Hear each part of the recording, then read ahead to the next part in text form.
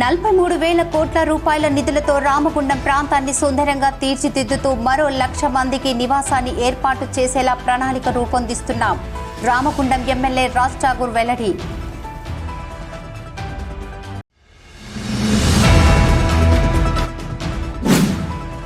RJ1లోని అధికారులు, కార్మికులు, అన్ని డిపార్ట్మెంట్ల ఉద్యోగుల సహకారంతో సింగరేణి సంస్థ నిర్దేశించిన టార్గెట్ను ఛేదిస్తాం.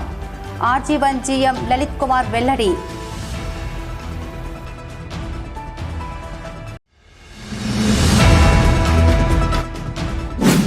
జాతీయ భద్రతల పరిరక్షణలో పోలీసులు అందిస్తున్న సేవలు అపూర్వం. Ramagundam police commissioner M Srinivas వెల్లడి.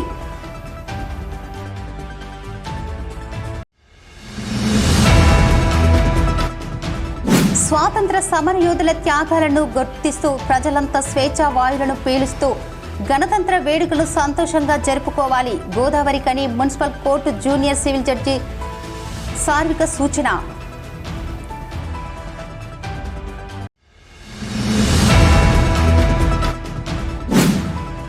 ప్రజా సంక్షేమం, అభివృద్ధి లక్ష్యంగా ప్రభుత్వ పనితీరు.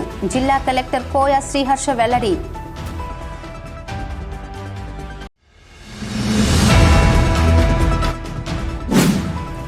దేశంలోని అతిపెద్ద విద్యుత్ ఉత్పత్తి కేంద్రంగా రామగుండం ప్లాంట్ రికార్డు నెలకొల్పింది. రామగుండం NTPC GGM చందన్ కుమార్ సమంత్ వెల్లడి.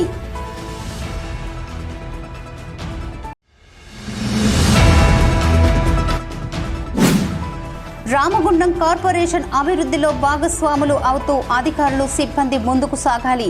Ramagundam corporation in charge commissioner Arunasri, mayor Bangi Anil Kumar సూచించారు.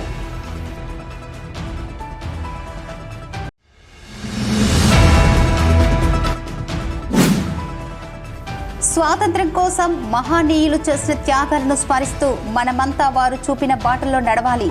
బీజేపీ రామగుండం ఇన్ఛార్జ్ కందుల సంధ్యారాణి సూచన.